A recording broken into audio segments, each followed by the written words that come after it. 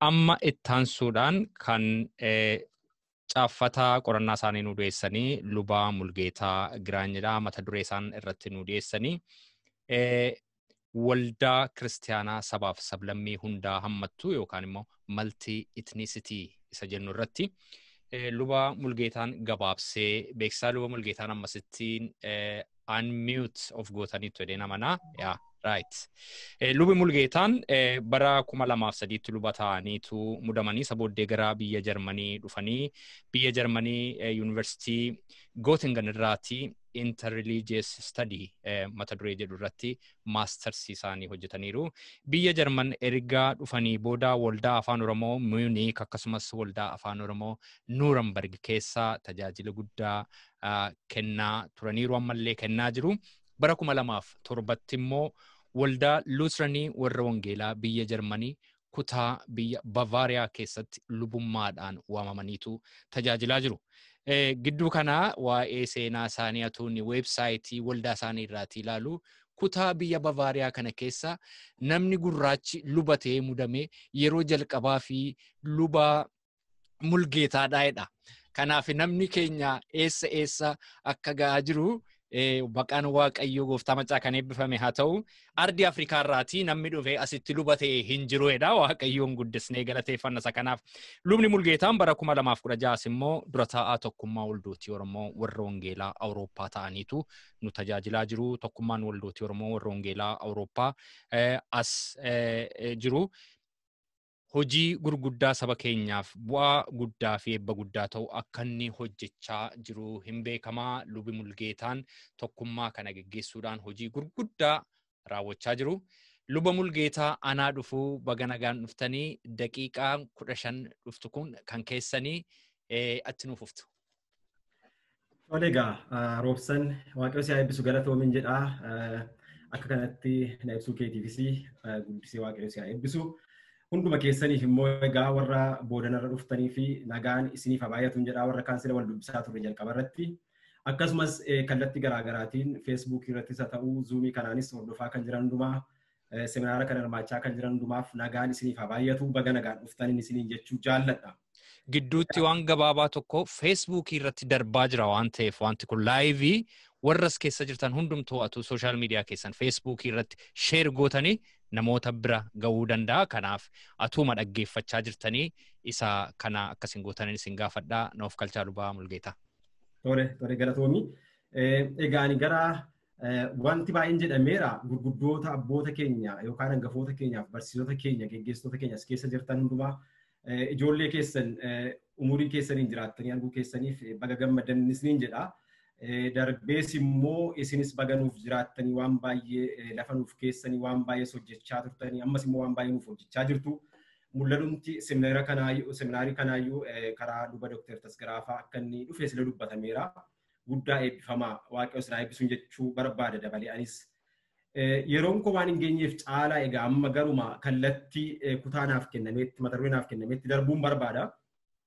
Mata dureen guutummaadhuma seminaara kanaaf kaa'ame mootummaan waldaa kiristiyaanaa Makkaana Yesuus irraatii maal barataa isa jedhudha. As keessatti xinnoo hubannaa kennee kan darbuu barbaadu tarii waldoonni numti waan baay'ee waan barsiisan qabaachuu malu waan nan barsiisan irraa namni barachuu qabaa jedhan qabaachuu malu. Garuu seminaara kana keessatti hunduma isaa al tokkoon hammachuu waan hin danda'amneef inni kun akka kallattii seminaara kana keessatti yeroo kanaaf irratti hojjetamutti yaadamee kan dhiyaatedha jedhee hubannaa kennuu barbaada. Gara fuulduraatti waldoonni garaagaraas maal godhan kan jedhu wanta achirraa baramuu danda'u yoo jiraate isa kanarratti immoo dubbachuun hinuma danda'ama yaada. Kanaaf namoonni illee akka kanatti akka hubatan Makkaana Yesuusiin akka fakkeenyaatti fudhatamtee seminaara kanaatiif mata duree kaa'ame kanarratti waa irraa baruu dandeenya kan jedhutu yaadame jedheen abdadhas amanas. Haa ta'u egaa mata dureen anaaf kenname waldaan Makkaana Yesuus waldaa saboota hundumaati kan jedhudha yookaan immoo waldaa malti etnisiitii taateedha kan kana of keessatti hammatteedha kan jedhudha.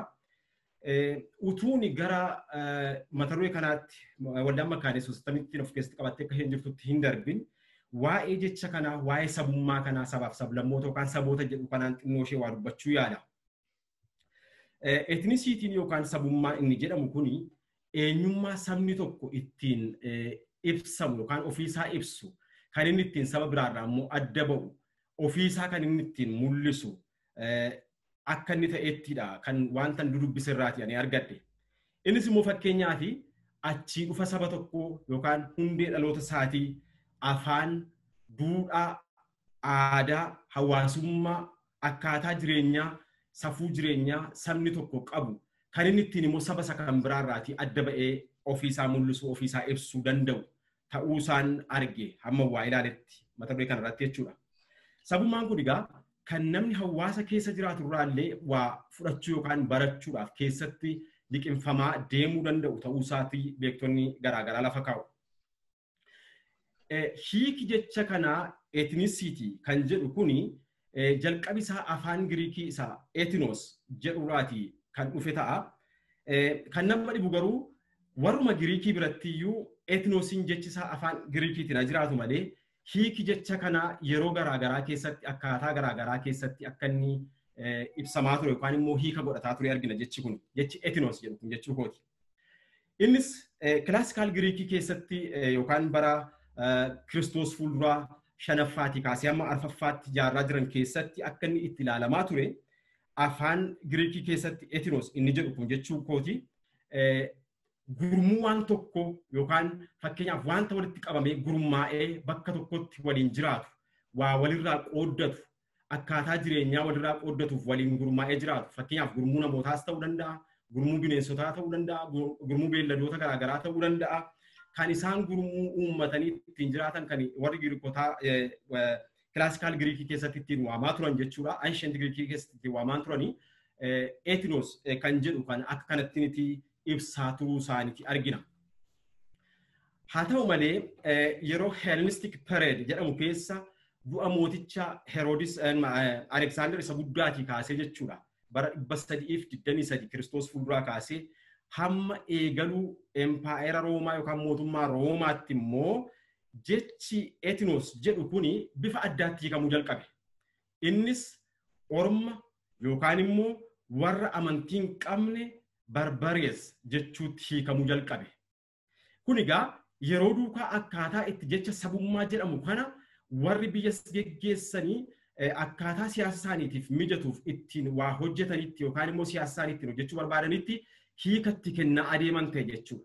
Ka'umsi isaa inni jalqabaa gurmuu saba tokko gurmuutiin saba jiraatu yookaan immoo uumama waliin jiraatu bineensas haa ta'u wanta waliin jiraatu tokko ta'uusaa yeroo ta'u inni boodanarra dhufe immoo hamma AD 400 yookaan dhaloota Kiristoos booddee 476tti hamma mootummaa Roomaa turetti jechuudha. Yeroo sana keessa hiikinni godhate immoo warra orma warra amantii hin qabne barbarees warra jedhaman sana ittiin waamuudhaatiif ethnicity yookaan immoo ethnos kan jedhamutti gargaaramaa akka turan argina.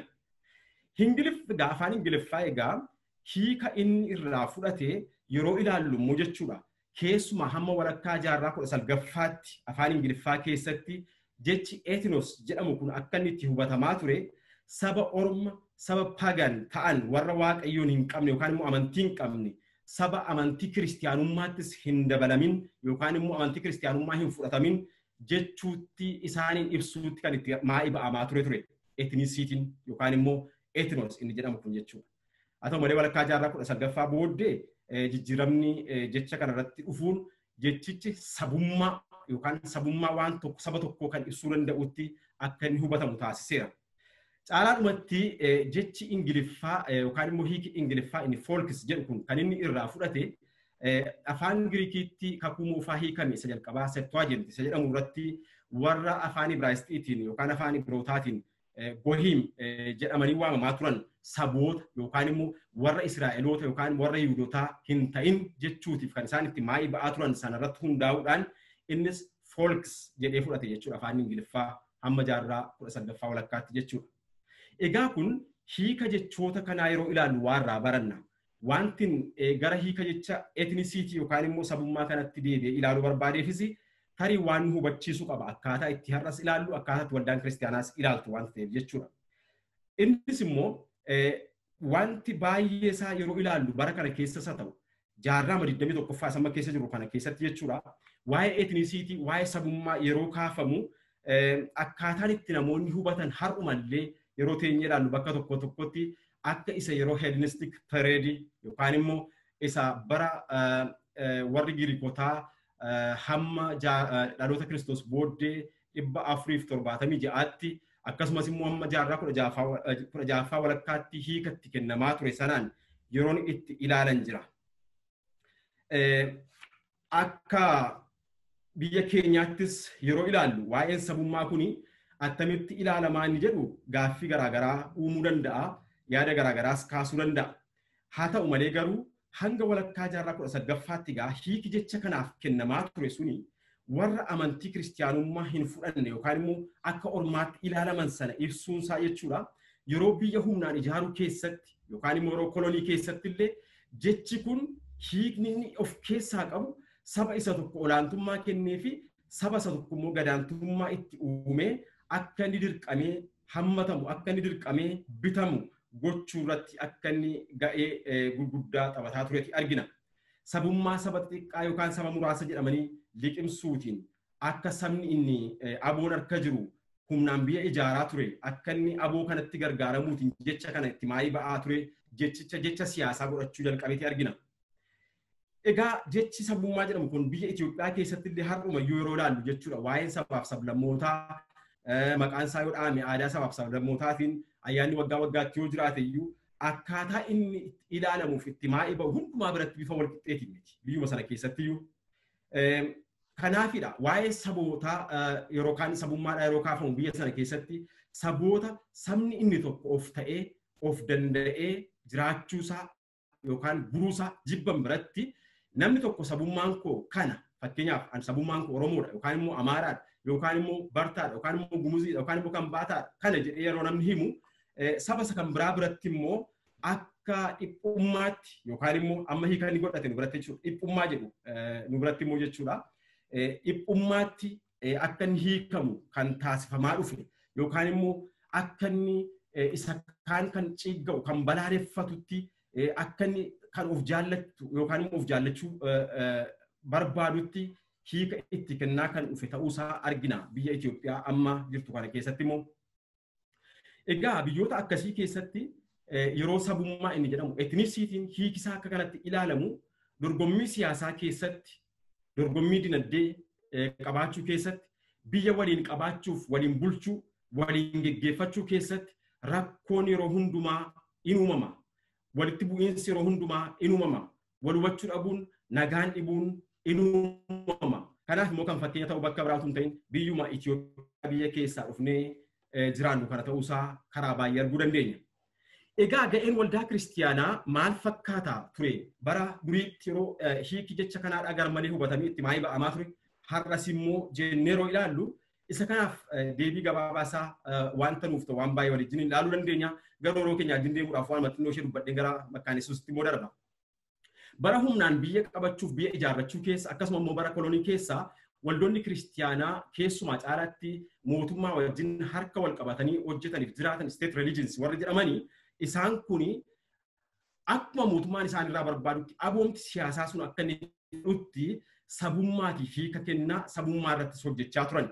Kanaaf yommuu mishinii isaanii hojjechaa turan illee saba dhaqanii mishinii keessatti hojjetan irratti afaan itti jijjiiru, maqaa itti jijjiiru, aadaa itti jijjiiru kan inni qabu balleessuu irratti baay'een isaanii warri amantii mootummaa wajjin harka wal qabatanii adeeman sun gochaa akka isaan turan seenaa waldaa kiristiyaanaa keessatti bakka baay'eetti arguu dandeenya. Warra orma jedhanii hubatan yookaan immoo warra amantii isaanii hordofni hundumaa humnaan amansiisuu yaaluutu mul'ata ture. Haa ta'u malee haareffama waldaa kiristiyaanaa yookaan reformation isa jedhamu isa jaarraa 16ffaa keessaa jalqabee mul'ate. Isa har'aa guyyaa har'aadhaa waldaan Luuteraanii addunyaa irratti kabaju jechuudha. Oktoobar 31ffaa kana irratti jechuudha. Dhiibbaan uumamuu jalqabe sun carraa ta'e waldoota kiristiyaanaa Pirotestaantii uumuutiin inni jalqabe suni waldaan kiristiyaanaa saba hundumaa bira ga'uutiif aadaa saba sanaaf afaan saba sanaa keessatti hojjechuutu irra jira kan jedhu dhiibbaa uumuu jalqabe. Kanaaf immoo kan fakkeenya ta'u Dr. Martin Luther macaafa qulqulluu afaan Jarmaniitiin bara sana keessa hin turre akka tabuutti ilaalamu seeraanis afaan kan biraatiin akka hin jiraanne taasifamaa ture sana humnaan cabsee afaan Jarmaniitti hiikuutiin sabni Jarmanii afaan isaatiin akka waaqayyoon waaqessu taasisuu isaati. Haa ta'u malee egaa wangeelli aadaadhaaf afaan saba biraa keessatti akka inni babal'atu taasisuu keessatti hubannaaf ilaalchi amantii Pirootestaantiidhaa jaarraa 16ffaa keessatti jalqabe sun ga'ee guddaa qabaate jechuudha. Hojii saba hundumaa bira ga'uu danda'u hojjechuu jalqabe jechuudha. Inni kun immoo wangeelli afaan garaagaraatti hiikamu, waaqeffannaan afaan sabni sun qabuun immoo akka waaqeffatamu taasisuu. Fakkeenyaaf saba keenya saba Oromoo bira karaa Oneesimoos Nasiib afaan Oromootti wangeelli macaafni qulqulluun hiikamuutiin sabni Oromoo afaan isaatiin waaqayyoon akka waaqessuuf dhaga'u taasifamuun kun inni kun egaa sabummaan saba tokkoo ammam fudhatama akka inni qabaatuuf sabni kun eenyummaa isaa isattiin of ibsu sanaan akkasuma immoo waaqayyoon fudhatee waaqayyoon amanee waaqayyotti jiraachuu danda'a isa jedhu sanaaf karaa banuu jalqabe jechuudha.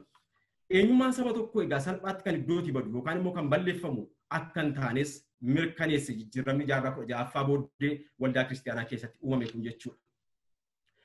Egaa waa'ee eenyummaa saba tokkoo irratti yookaan sabummaa irratti macaafni qulqulluun maal jedhaa jennee ilaaluu dandeenya. Waldaan kiristaanaa kan irratti hundooftu waldaa macaafa qulqulluu waan ta'eef isa kan irratti yeroo ilaallu macaafni qulqulluun waa'ee sabummaatiif waa'ee etnisitiitiif hundee kaa'uu qaba. Fakkeenyaaf Daani'el Raajichi mul'ata isaa keessatti yeroo waa'ee nama ilma namaa fakkaatu yookaan immoo ilma namaa kan fakkaatu gooftummaa bara baraa kan qabaatu arge jedhee dubbatu akkas jedheetti caafa dubbata. Warri saba garaagaraa, warri gosa garaagaraa, warri afaan garaagaraa dubbatan hundinuu akka isa waaqessataniif gooftummaan ulfinni mootummaan isaaf hin kenname. Gooftummaan isaa kan hin darbinedha. Inni gooftummaa bara baraati. Mootummaan isaas kan hin balleeffamnedha jedha. Isa balleeffamu miti jedha. Boqonnaa 7 lakkoofsa 10 irratti argachuu dandeessu. Kutaa kana keessatti egaa etnisiitii sirriidhumatti kallattiidhaan argina jechuudha. Gooftummaan waaqayyoo gooftummaa isa qabu waaqayyoo gooftaa maccaa kan saba hundumaa hammatu afaan hundumaa hammatu aadaa hundumaa hammatu ta'uu isaa arginaa jechuudha. Lammaffaa irratti Daawiti yeroo dubbatu waaqayyoon afaan isaatiin yookaan immoo saba hundumaa keessatti akka galateeffatu aadaa hundumaa keessatti galateeffachuuf akka jiru dubbata macaafa Saamu'eel isa lammaffaa 22:50 irratti. Kunis saba hundumaa keessatti waaqayyoo kan galateeffamu ta'uu isaa ibsa. Sadaffaa irratti hojii ergamootaa kakuu haaraa keessatti yeroo ilaallu gaafa hafuurri qulqulluun bartootarra bu'ee afaan sabni garaagaraa biyya garaagaraa irraatii Yerusaalemitti walitti qabamanii ayyaana Pheenxeqoostii ayyaaneffachuu dhufan sanaan dubbatan hundumaatiin itti dubbatan ergamoonni sunii jedha. Afaan keenyaan dhageenye tusaan ulfina waaqayyoo jajatanii jedhanii jedha. Kanaaf sabummaan yookaan etnisiitiin tarsiimoodhuma hojii waaqayyooti malee waan namni ittiin ofii isaatii ofiif ijaarrate jennee lafa kaa'uu hin dandeenyu jechuudha. Kutaa macaafa qulqulluu kanarra dhaabanne yeroo ilaallu. Kun immoo lafa kana duwwaa irratti duwwaa dhaabbatee hafatu hin ta'in akka guutummaan isaa waa'ee sabummaa kun jireenya namaa duukaa darbee jireenya bara baraa keessatti illee kan calaqqisu ta'uusaa kan mul'isu Yohaannis mul'ata isaa keessatti dubbata. Warra uffata adii uffatanii afaan garaagaraa keessaa aadaa garaagaraa keessaa saba garaagaraa keessaa teessoo hoolichaa dhaabbatanii galateeffatan arge jedhee dubbata Yohaannis mul'ata isaa keessatti. Isa kana boqonnaa 7 lakkoofsa 9 irratti argachuu dandeenya. Kanaaf sabummaan saba tokko lafarratti kan inni ittiin jiraatu waaqayyoo biratti bara baraan illee kan inni ittiin kabajamee jiraatu ta'uu isaati argina. Luba Mulgeetaa sa'aatiin keessan xumuramaa jira. Okay, daqiiqaa 2 yoo laattanii kan makkaanisuutti gabaabsee dubbadha. Egaa kun waldaa kiristaanaa keessatti egaa bu'uura barbaachisaadha jechuudha. Waldaan kiristaanaa hojii ishee ittiin hojjechuudhaaf. Inni kun waldaa makkaanisuutiif galeera yeroo isheen hojii ishee jalqabde. Ga'ee waldaa kiristaanaa makkaanisuus keessatti sabummaan akkaataa inni itti hojiitti hiikame akkaataa inni itti fudhatame yeroo ilaalle waldaan kiristaanaa kun yommuu hojii ishee jalqabde aadaaf afaan saba garaagaraa keessatti hojiin wangeelaa akka hojjetamuuf tarsiimuu hojii isheetii banattee jalqabde. Keessumaa walga'ii yookaan marii addaa federeeshinii luuteraanii addunyaadhaa Naayiroobii irratti geggeeffate bara 1974 irratti yeroo walga'ii sana irratti ijoo hojii isheetii mul'ata hojii isheetii dhiyeeffatte waldaan kun wangeela Maatiyos boqonnaa 28 lakkoofsa 19 kaasee 20 kan jiru afaan garaagaraa keessatti yookaan immoo dhaqaa saba hundumaa barsiisaa isaan barsiisuudhaan isaan cubuudhaan bartoota koo godhaasa gooftaan dubbate jedhe sana kaayyoo hojii isheetii isa jalqabaa gootee akka qabduuti dubbatte isa kanarrattis bal'inaan immoo mari'atame kaayyoon waldattiidha jechuudha. Egaa sagaleen waaqayyoo kan jedhu kanarra dhaabbattee waldaan kun amantii pirootestaantummaatiin karaa mishineerotaa kan isheetti dhufe ergaa sagalee waaqayyoo kana isa qabatte kan saba hundumaa biraan ga'uu irratti kan isheen hojjette macaafa qulqulluu afaan saba garaagaraatiin barsiisuu irratti afaan Oromoo keessatti jalqabe Wallagga Lixaa irratti jalqabe wangeelli waldaan Makkaaniisuus qabattee ittiin Makkaaniisuus jettee jalqabde kun garuu haa ta'u malee aadaa Oromoo fi afaan Oromoo duwwaatiin ta'uu qaba iddoo hundumaatti hin jenne waldaan kun saba hundumaa biratti afaan hundumaatiin hojjechuu jalqabde. Kana duwwaa immoo miti sirni waaqeffannaa afaan garaa garaatiin akka gaggeeffamu taasisuu jalqabde.